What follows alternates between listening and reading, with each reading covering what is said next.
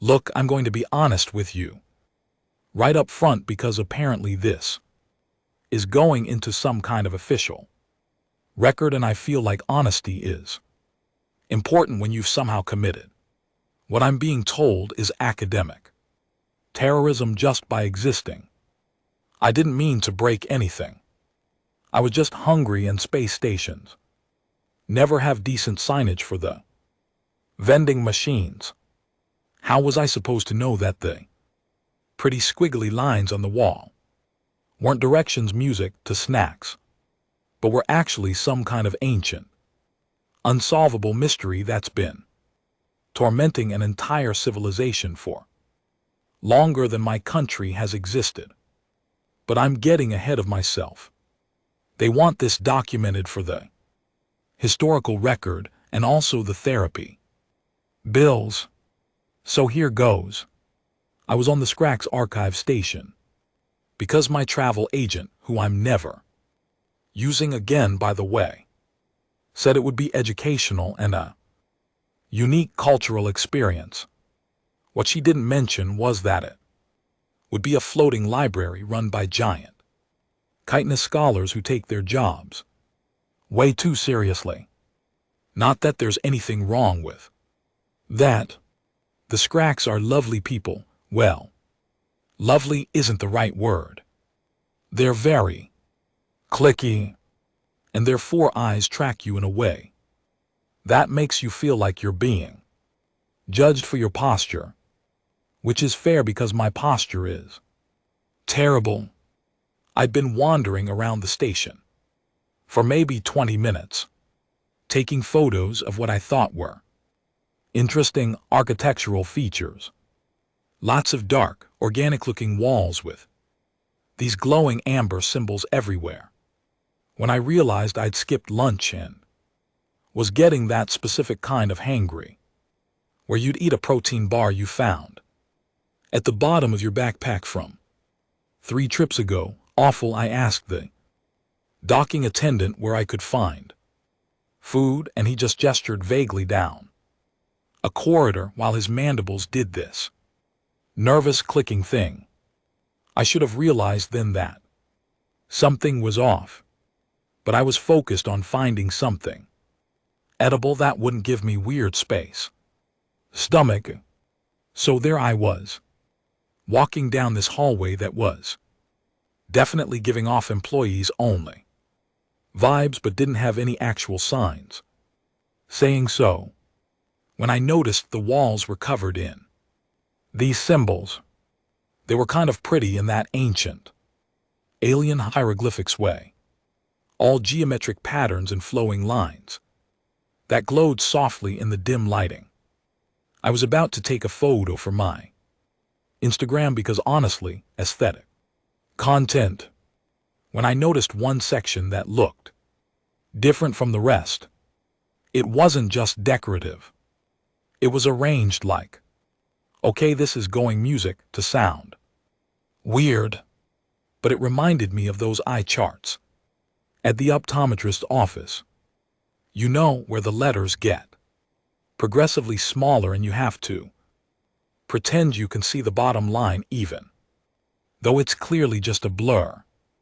Except instead of letters, it was these music symbols, and they were arranged in this specific pattern that my brain just sort of clicked into music place with. Huh. I said out loud because I talk to myself when I'm alone. Turn left music at the nexus point. Proceed 0.42 units, snack dispensary located adjacent to the thermal regulation chamber. I frowned at the wall. Who measures distance in point music? 42 units. That's so weirdly specific. That's when I heard the sound. You know that noise ceramic makes when it's scraping against metal. That teeth on edge screech that makes your spine want to escape your body.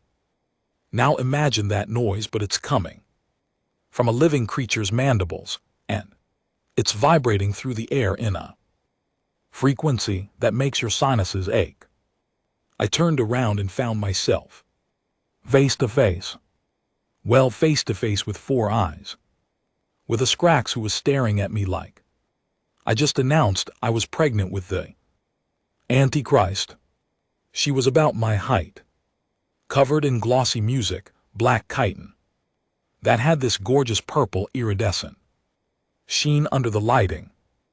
Her 4 eyes, 2 big ones in front, 2 smaller ones on the sides of her head, were all dilated to the point where they looked like dinner plates.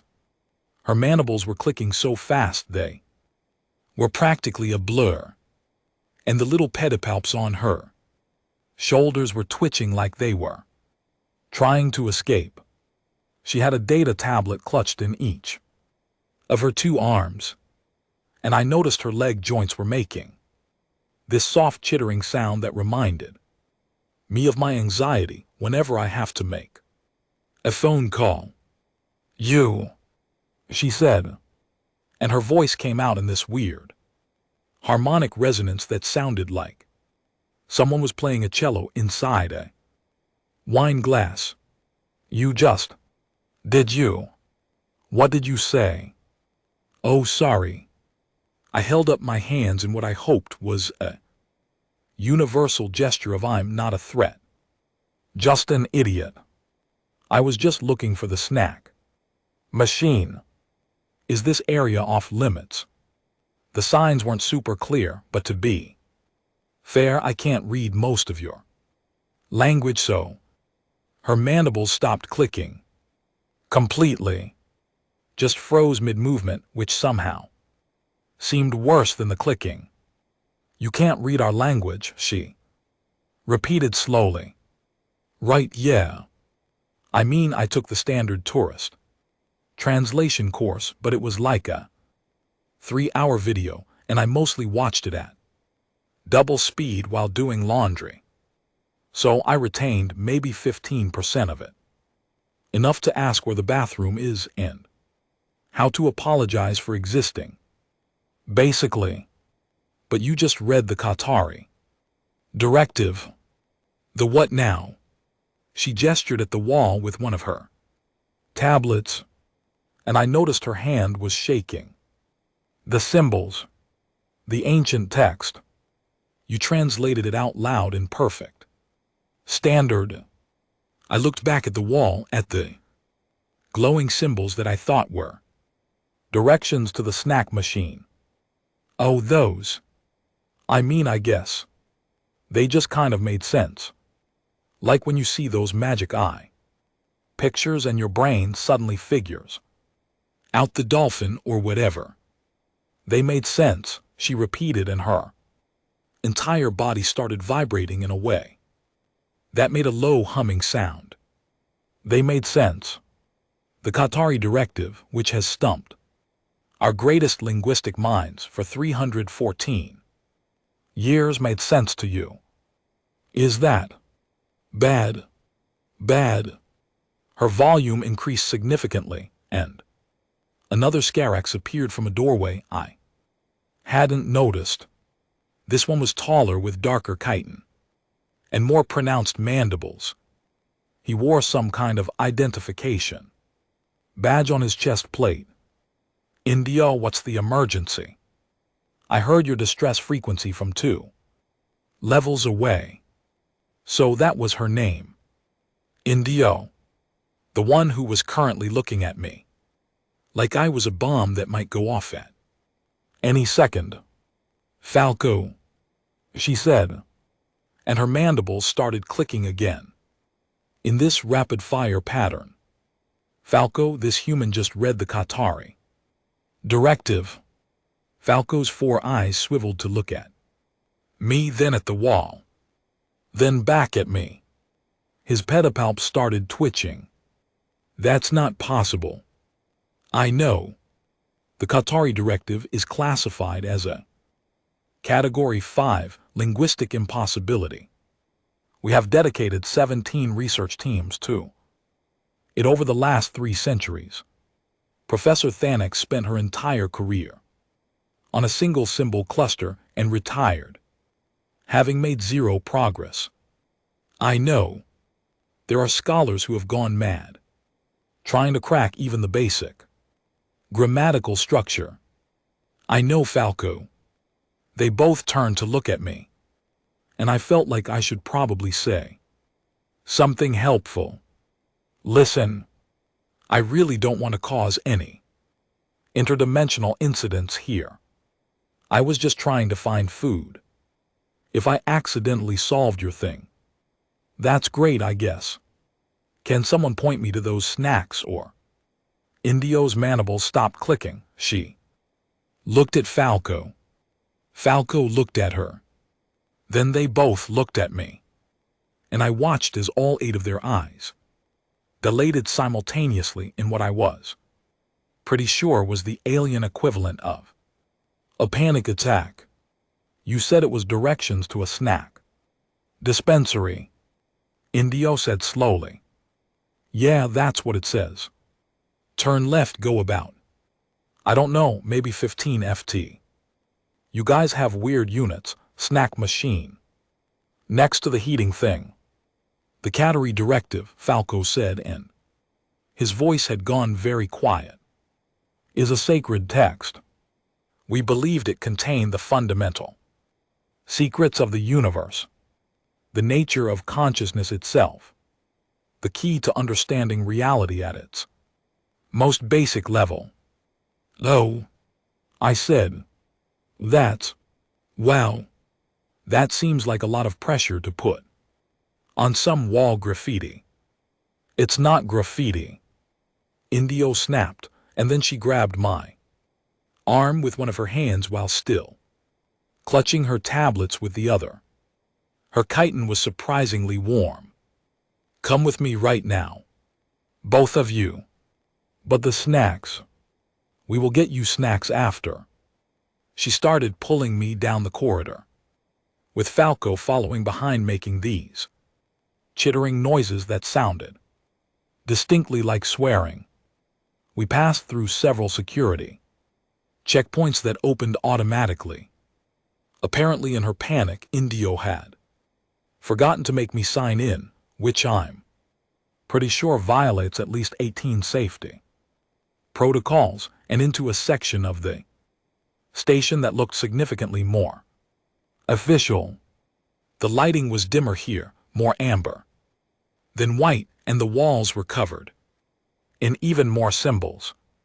These ones looked older somehow, more faded, with sections that flickered irregularly, like the power source was dying.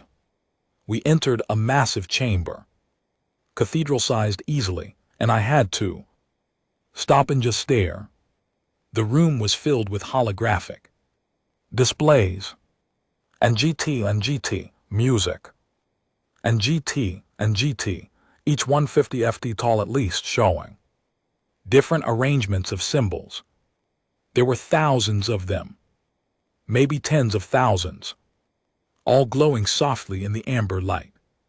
Some rotated slowly, others pulsed with different rhythms. At the far end of the chamber was what looked like a shrine, with candles made of some kind of bioluminescent material, and what I'm pretty sure were offerings. Welcome, Indio said, and her voice had gone very quiet, to the Hall of Untranslated Mysteries. I looked around at the displays, at the decades or maybe centuries of work represented in this room, at the careful cataloging and analysis that had clearly gone into preserving these texts. So, I said, funny story. That one over there. I pointed at the nearest display. That's a furniture assembly manual for a chair. A really complicated chair with like extra joints, but definitely a chair. Indio's entire body went rigid. Falco made a sound like a tea kettle, having an existential crisis. And that one, I continued, because apparently I can't read a room, even when the room is full of increasingly distressed alien scholars. is an expired coupon for, I want to say, bulk reagent purchase. 20% off if you buy before the 3rd lunar cycle, which I'm guessing you missed by about 1,000 years, so that's unfortunate.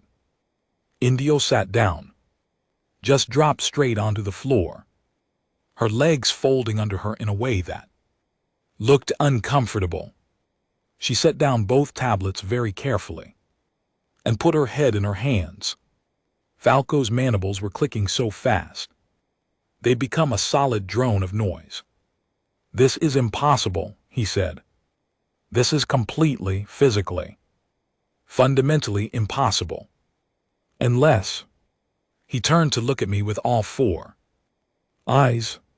"How many humans know how to read the ancient texts?" I shrugged. "I mean, I don't. They make sense. Like pattern recognition, you know.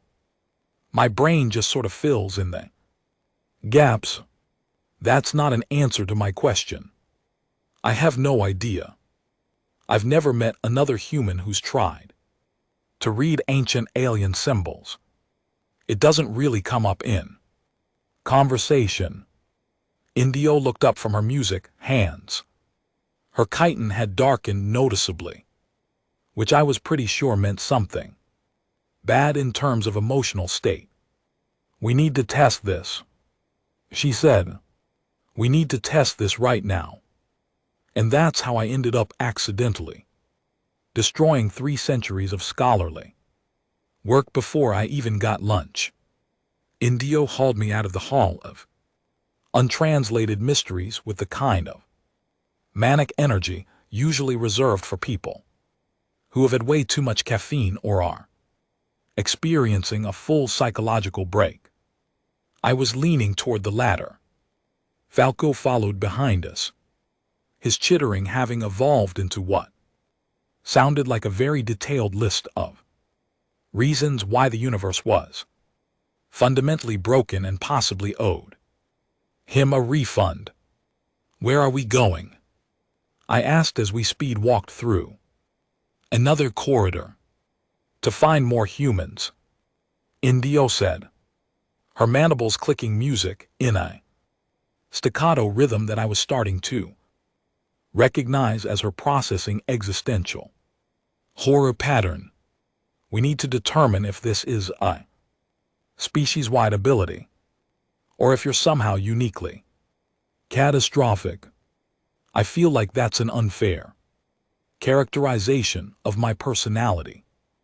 You destroyed Professor Thanex's life's work in 4 seconds by calling it a furniture manual.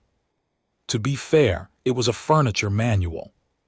We arrived at the station cargo bay, which was basically a huge warehouse filled with shipping containers and the kind of industrial equipment that looks dangerous if you think about it too hard. There were a handful of humans scattered around, a cargo worker using some kind of anti-grav dolly, a maintenance tech up on a ladder doing something to the overhead lighting, and what looked like a tourist family studying a station map with a confused expression of people who had made several wrong turns. Indio marched straight up to the cargo worker, a guy in coveralls who had the tired expression of someone working a double shift. And GT, yeah. "You human. I need you to read something." He blinked at her. Sure.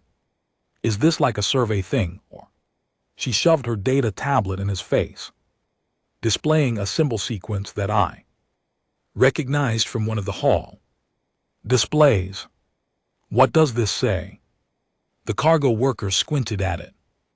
"Wait time for thermal paste shipment, 6 to 8 standard cycles, please allow additional processing for customs verification." He looked at Indio.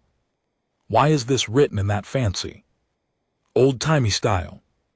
Seems like overkill for a shipping notification."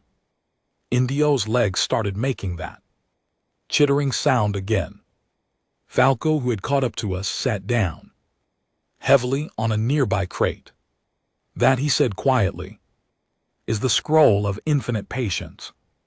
We named it that because we believed it would take infinite patience to decode. Scholars have dedicated lifetimes to the first 3 symbols alone. Oh, the cargo worker handed back the tablet. Well, it's mostly just bureaucratic stuff about waiting for packages. Pretty boring, honestly. Indio turned to the maintenance tech on the ladder. You, down here now. The tech climbed down, looking alarmed. Did I do something wrong? Because the lighting system was already broken when I got here. I didn't. Read this. Indio pulled up another display. The tech looked at it for maybe 2 seconds. Bathroom's broken. Use the one on level 3 instead. Management apologizes for the inconvenience. She paused. Didn't know you guys had ancient graffiti about plumbing problems. That's kind of relatable, actually. That is the testament of flowing waters, Falco said, and his voice had gone completely flat. We theorized it was a philosophical meditation on the nature of time and change.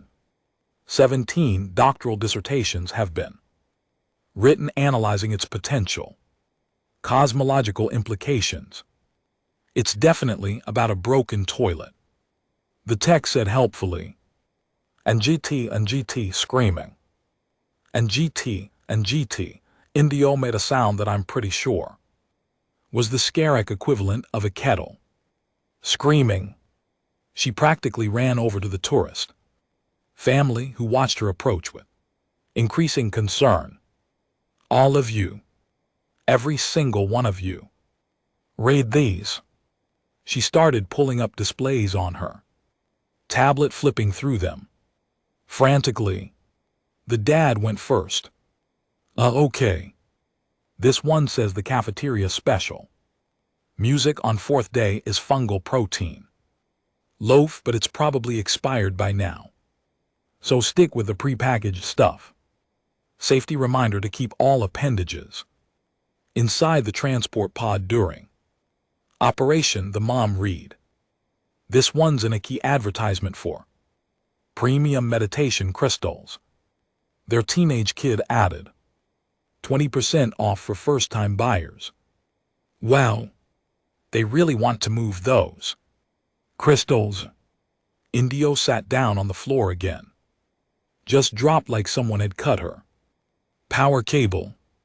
Her mandibles had stopped clicking entirely, and her chitin had gone so dark it was almost navy blue.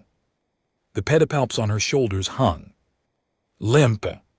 Falco stood up from his crate, walked over to a wall panel, and just pressed his forehead against it.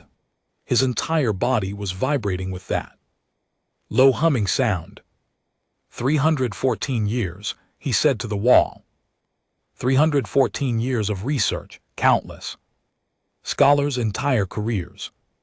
Intergenerational projects passed down from mentor to student, and it's all bathroom signs, expired coupons, furniture manuals, and lunch specials I added trying to be helpful. Don't forget the lunch specials. Hell, Indio said from the floor, her voice barely audible. How is this possible? What evolutionary advantage does this provide? Why would humans develop the ability to instinctively read a writing system that isn't even from your planet, that predates your species by millions of years, that requires music, no study or training or... She looked up at me with all 4 eyes. Do you even know you're doing it? I shrugged.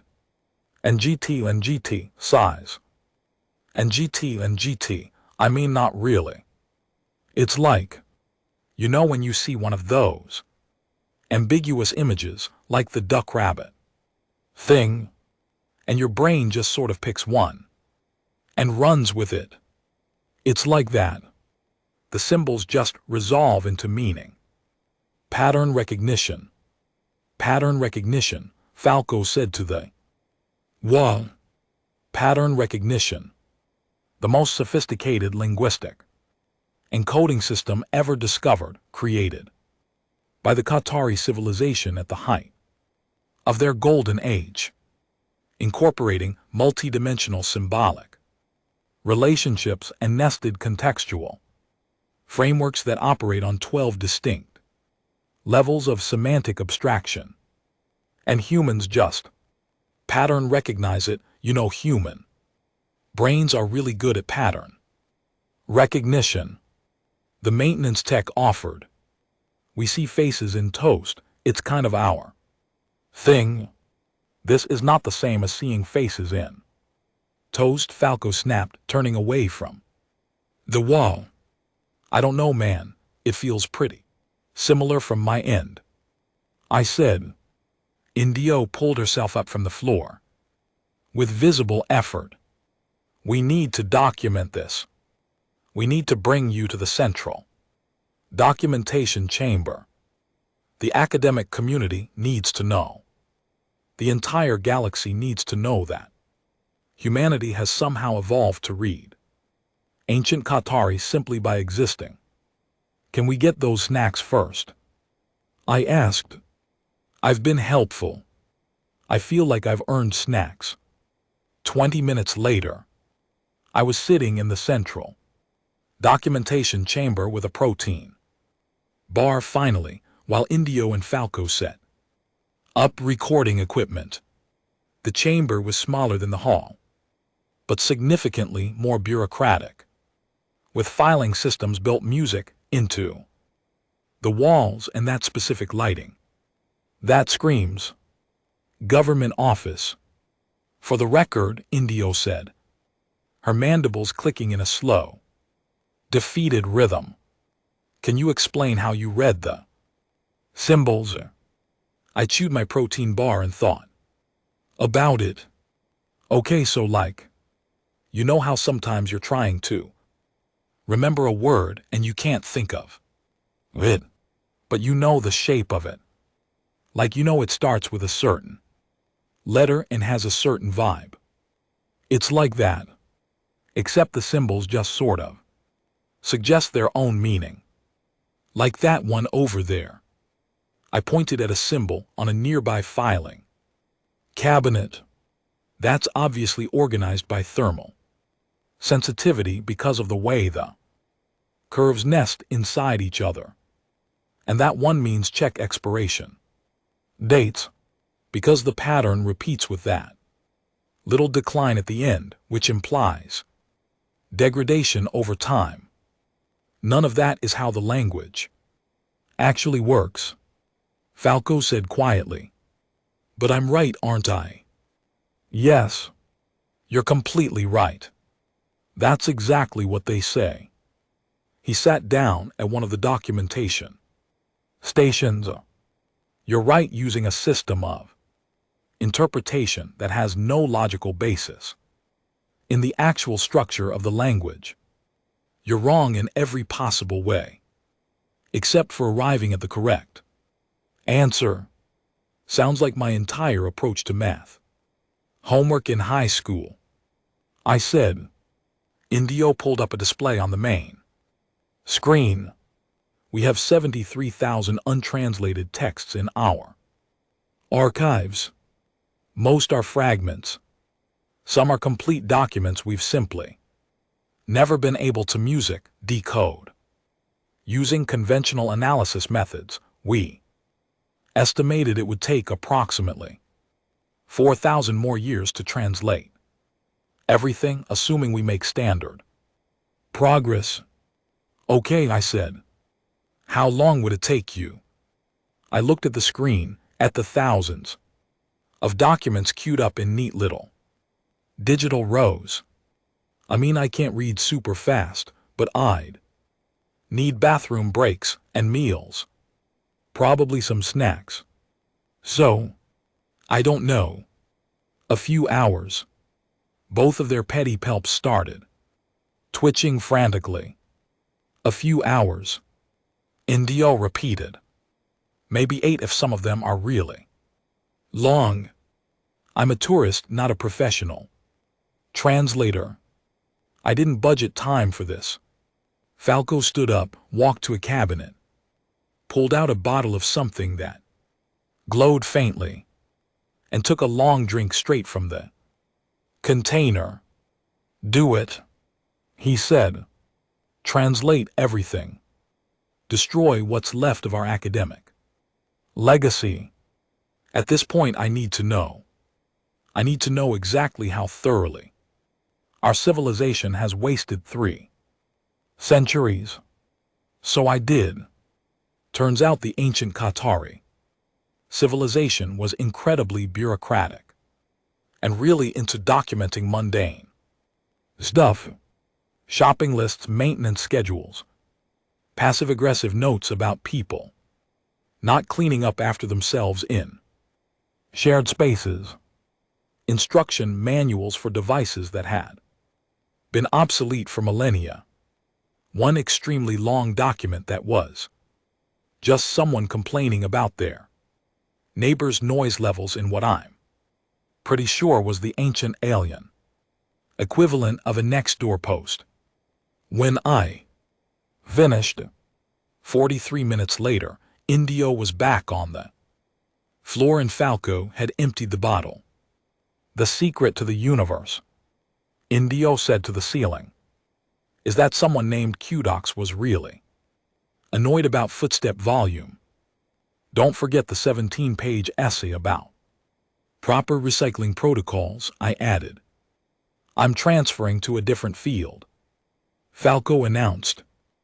Astrophysics maybe, or waste management, anything where humans can't accidentally demolish centuries of work by casually existing near it.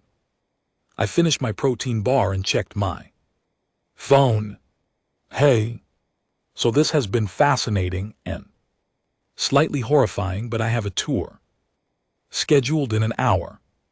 Do you guys validate parking or? Indio gave me a look with all 4 eyes. That somehow conveyed that if looks could kill, I'd be vaporized. There's no gift shop, is there? I asked. Get out, they both said in perfect unison. I left a 5-star review anyway. The protein bars were pretty good.